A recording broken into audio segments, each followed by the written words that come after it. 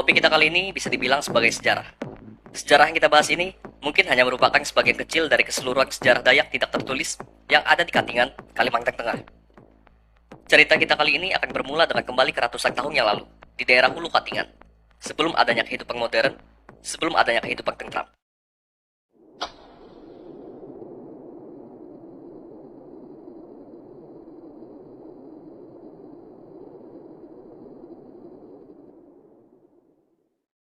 Zaman Asangkayau, zaman peperangan dan zaman berburu kepala antar suku Dayak ratusan tahun yang lalu. Zaman itu bisa dibilang sebagai zaman yang mencekam. Suku Dayak terbagi dan membuat kelompok-kelompok tersendiri dan membentengi kelompok mereka dengan betang. Di zaman itu hampir setiap kelompok yang berbeda aliran sungai akan saling mengayau dan berperang dengan berbagai alasan, seperti baleh bunuh, keperluan ritual tiwah, dan lain-lain. Sebelum cerita dilanjutkan, agar lebih mudah memahami pembahasan, kita harus mengetahui terlebih dahulu struktur jabatan dan gelar yang ada dalam suku Dayak pada saat itu. Jaga atau Panglima, sebuah jabatan bagi seseorang yang bertanggung jawab atas pertahanan dan keamanan suatu wilayah betang. Secara umum orang-orang menggunakan istilah Panglima dalam penyebutannya. Namun untuk orang-orang di daerah Samba Katingan, umumnya menggunakan istilah Jaga. Mangku, orang pintar yang bertugas memberikan masukan-masukan untuk menyelesaikan permasalahan yang ada. Bisa dibilang Mangku adalah penasehat Temanggung. Singa, sebuah gelar yang diberikan masyarakat untuk seorang pemimpin yang memiliki sifat yang tegas, pemberani, dan ganas. Damang, jabatan bagi seseorang yang ditugaskan untuk mengepalai adat dan menyelesaikan masalah-masalah adat. Dambung, seseorang yang ditunjuk untuk menyelesaikan masalah-masalah yang ada dalam suatu wilayah betang. Masalah-masalah di luar adat menjadi tanggung jawab Dambung. Tamanggung, jabatan bagi seorang kepala suku suatu wilayah tertentu atau mengepalai suatu wilayah betang. Nyai, seorang perempuan yang mengepalai suku suatu wilayah tertentu atau suatu wilayah betang. Secara umumnya Nyai adalah putri dari seorang pemimpin atau bangsawan. Namun di beberapa cerita, dikatakan bahwa Nyai bisa juga menjabat sebagai pemimpin suku. Biasanya ini terjadi dikarenakan Temanggung tidak memiliki anak lelaki atau keturunan lelaki, sehingga tugas untuk memimpin diwariskan ke Nyai apabila Temanggung tidak lagi menjabat. Sampai di sini sudah dipahami? Baik, kita lanjut ke cerita. Kurang lebih pada tahun 1593, terdapat sebuah betang yang sangat besar. Betang ini bernama Betang Panjang Kuluk Awan. Betang ini terletak di Sungai Mangtikei, anak dari Sungai Samba. Betang ini dipimpin oleh seorang Temanggung yang bernama Temanggung Awan. Hingga sekarang di Sungai Mangtikei, terdapat sebuah riam yang dinamai sesuai nama Temanggung Awan, yaitu Riam Awan. Betang Panjang Kuluk Awan ini menjadi sebuah betang yang sangat besar di bawah pimpinan Temanggung Awan. Namun suatu waktu, terjadi sebuah musim wabah yang melanda wilayah betang tersebut, seperti penyakit menular, tumbuh-tumbuhan mati, gagal panen, dan sebagainya. Dilanda keadaan saat itu, akhirnya tokoh-tokoh penting di betang itu berkumpul dan berunding tentang masa depan Betang Panjang Kuluk Awan. Tokoh-tokoh penting itu diantaranya Mangku Baren, Jaga Merah, dan Damang Awat. Di situ Mangku Baren menggagaskan sebuah rencana agar mereka pergi meninggalkan Betang Panjang Kuluk Awan dan bermukim ke tempat dan wilayah baru yang lebih baik lagi untuk kehidupan mereka. Gagasan itu pun disetujui oleh banyak pihak dan diizinkan pula oleh Temanggung Awan. Walaupun Temanggung Awan sendiri memutuskan untuk tetap tinggal di Betang Panjang Kuluk Awan. Akhirnya rencana pun berjalan dan ritual Manajah Antang dilakukan untuk menunjukkan arah kepergian. Sebelumnya saya jelaskan dulu apa itu Manajah Antang. Manajah Antang adalah proses ritual memanggil burung elang untuk mendapatkan sebuah petunjuk atau pertanda bagi suku Dayak. Biasanya ini dipakai saat perang atau saat menentukan arah dan mencari orang yang hilang. Tentunya elang yang dipanggil bukanlah burung elang biasa. Kembali ke cerita. Akhirnya ritual Manajah Antang dilakukan dan Patinjau Rahasang ditujukan kedua arah, yaitu jalur Sungai Talunai dan jalur Sungai Peser. Saat itu burung elang yang dipanggil terbang berputar 3 kali dan langsung terbang menanjak di kedua arah itu, yang menandakan bahwa kedua lokasi itu sama-sama bagus dan subur untuk kehidupan baru mereka. Akhirnya kedua kakak beradik yaitu Mangku Baren dan Jaga Merah sepakat mereka akan pergi ke arah Sungai Peser. Sedangkan Damang Awat pergi belakangan dengan ritual Manajah Antangnya tersendiri. Di sini kelompok Damang Awat pergi ke sebuah lokasi yang nantinya akan menjadi cikal bakal terbentuknya Desa Tumbang Baraoi dan bekerja sama dengan Temanggung Home. Jadi kelompok terbagi 3, yaitu kelompok Temanggung Awan yang tetap bertahan di Betang Panjang Kuluk Awan, yang nantinya akan menjadi Desa Tumbang Puluhan, dan kemudian pecah lagi menjadi Desa Tumbang Ate, Desa Tumbang Pangka, dan lain-lain.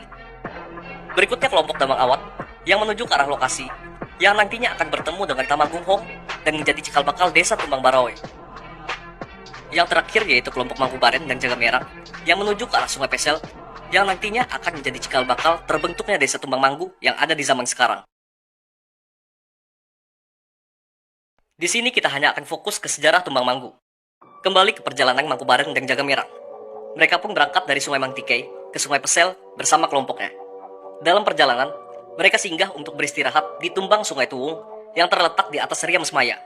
Sungai itu diberikan nama Tuwung berdasarkan nama seseorang, yaitu Tuwung, yang saat itu dipercayakan untuk menjaga sebuah balai di daerah Batu Endang Mangdi. Singkat cerita, mereka diberikan tempat untuk beristirahat oleh Tuwung. Paginya mereka melanjutkan perjalanan ke Sungai Pesel, dan si Tuwung turut membantu untuk mengantar ke pemukiman. Setelah perjalanan, akhirnya mereka sampai di muara Sungai Pesel dan tiba di sebuah dukuh. Dukuh adalah sebuah pemukiman atau tempat orang berladang pada zaman dahulu yang terdiri dari beberapa pondok. Rombongan Mangkubaren dan Jaga Merah yang tiba di dukuh itu disambut dengan baik oleh penduduk setempat yang terdiri dari orang-orang Sungai Rungan Manuhing dan Hulu Talunge.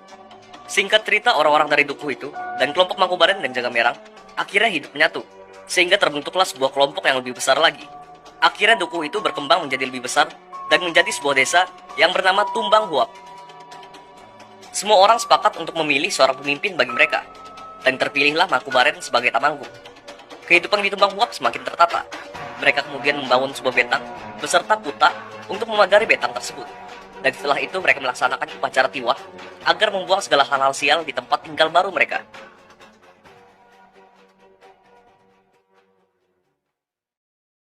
Setelah itu kehidupan di desa Tumbang Huap aman terkendali selama berpuluh-puluh tahun. Singkat cerita, setelah itu terjadi lagi musibah, penyakit dan sebagainya, sehingga akhirnya mereka melakukan musyawarah. Dan dari hasil musyawarah, mereka pun sepakat untuk pergi mencari tempat tinggal baru. Saat itu, kepemimpinan di Tumbang Huap menuju ke pemukiman baru dialihkan ke Merang, karena saat itu Baren sudah lanjut usia dan ia merasa tidak mampu lagi untuk menjabat. Dan juga keturunannya, belum ada yang ia rasa mampu untuk memimpin. Jadi, jabatan pimpinan diturunkan ke Merang adiknya. Mereka pun pindah ke sebuah tempat baru dan membangun kembali semuanya dari awal, termasuk pemukiman dan betang. Tempat baru itu kemudian diberi nama Tumbang Palatau.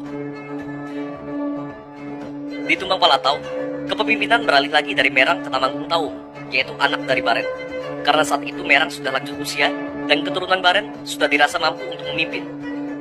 Di masa pimpinan Tamanggung Taung, dilakukanlah ritual tiwah kedua, yaitu memindahkan tulang belulang sandung para pendahulunya yang berada di Tumbang Huap ke Tumbang Palatau.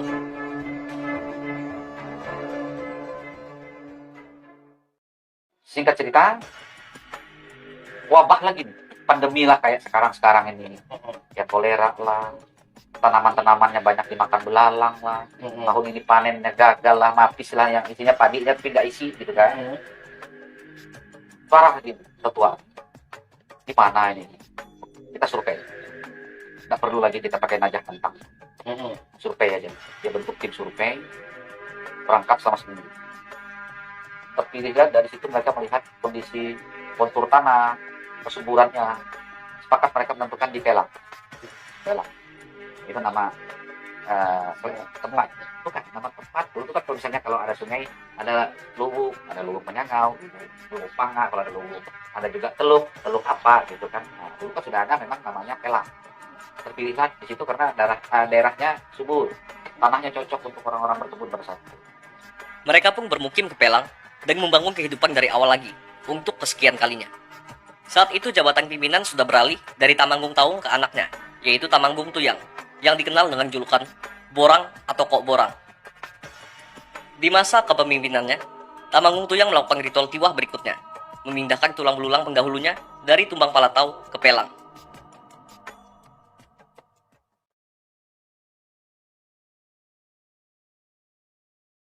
Kayak asakan ini mulai reda, mengurang lah, enggak yang hilang, mengulang.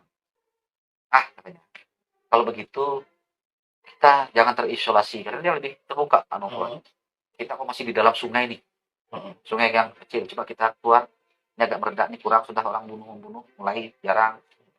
Mereka berpikir mau ke pinggir sungai Samba, pikiran konsepnya tuh bukan ajahan lagi. kirimnya. Karena bukan penyakit yang bikin masalah ini, kita nggak perlu minta petunjuk. Bikinlah tim-tim yang, oh kata mereka, petunjuklah singkat cerita tim itu dibentuk, mencari lokasi, terpilihlah di Tumbang PSL.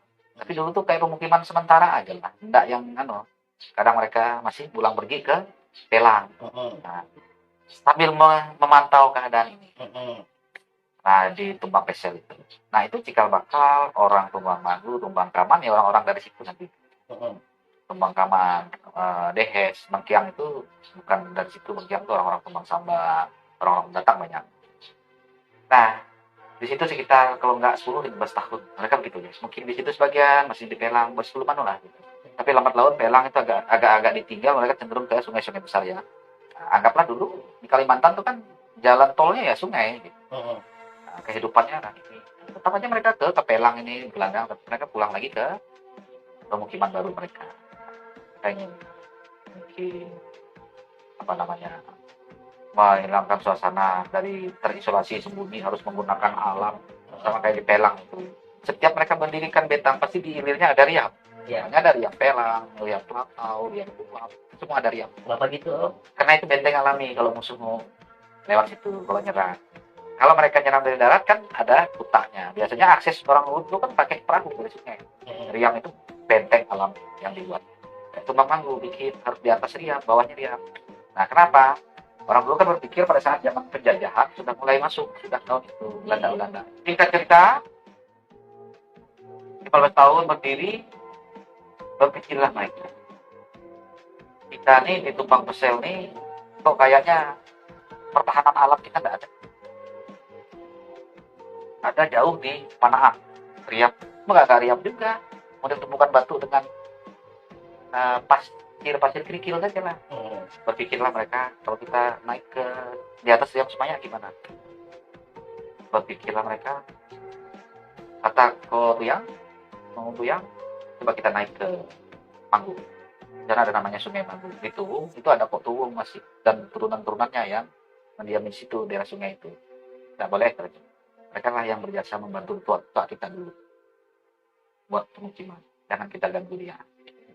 Naik sampai ke Manggu, ada di seberang, ada Sungai Manggu, itu naik dari situ. Mulai mereka bikin, mulai diangkat nih bahan-bahan. Nah, itu yang bilang, semua kita pindah.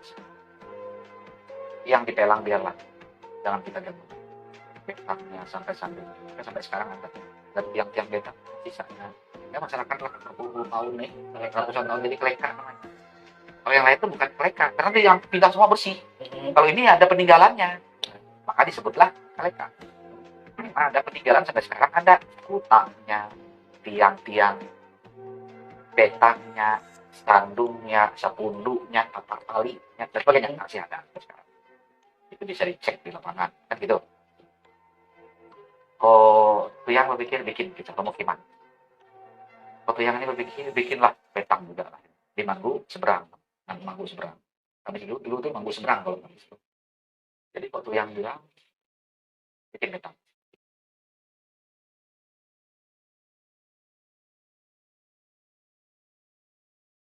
Kurang lebih pada tahun 1835, terjadi lagi wabah terbesar yang melanda Manggu seberang. Di antaranya demam panas, kolera, dan sama. Wabah tersebut melanda selama puluhan tahun. Banyak orang yang meninggal setiap tahunnya. Hingga akhirnya, mereka memulai kembali ritual Manajah Angtang. Saat itu pimpinan beralih ke Tamanggung Jahan, yaitu anak dari Tamanggung Tuyang. Di situ burung elang yang dipanggil berputar sebanyak 7 kali dan langsung menukik di arah seberang, yaitu arah kiri mutik Sungai Samba. Sangat jarang untuk menemukan lokasi di mana burung elang berputar sebanyak 7 kali. Hal ini menandakan bahwa tempat itu adalah tempat yang sangat-sangat bagus untuk membangun kehidupan baru, dan tempat itu akan menjadi tempat yang sangat besar. Akhirnya mereka pindah ke seberang sungai dan membangun lagi kehidupan dari awal. Tempat itu kemudian yang sekarang disebut Manggu Usang. Kurang lebih pada tahun 1872, Tamanggung Jahan melakukan tiwah besar-besaran untuk memindahkan tulang belulang para pendahulunya, sekaligus melakukan pembangunan betang besar-besaran. Pembangunan betang itu selesai dalam 5 tahun, di mana saat itu terdapat 2 betang, yaitu betang Tamanggung Jahan dan betang Dambung Asu. Kurang lebih pada tahun 1890, sudah ada 18 rumah di luar betang. Mereka adalah masyarakat biasa, di luar keluarga dengan garis keturunan Mangkubaran dan Jagamera yang tinggal di betang. Kurang lebih pada tahun 1917, Tamanggung Jahan meninggal, dan pada tahun kurang lebih 1918, pimpinan beralih ke Dambung Asu. Dambung Asu adalah keturunan dari Jagamera. Di sini saya akan memperjelas sedikit silsilah keturunan Jagamera. Merang memperanakan Jeheng Nambir, Jeheng Nambir memperanakan Lungcu Pangjan, dan Lungcu Pangjan memperanakan Dambung Asu. Jadi, Dambung Asu dan Tamanggung Jahan adalah sepupu 3 kali, atau yang dalam bahasa Dayak Ngaju dikenal dengan istilah Hararuwe. Kurang lebih pada tahun 1933, Dambung Asu berhenti memimpin karena usia lanjut, dan pimpinan beralih ke Tamanggung Karotot, anak dari Tamanggung Jahan.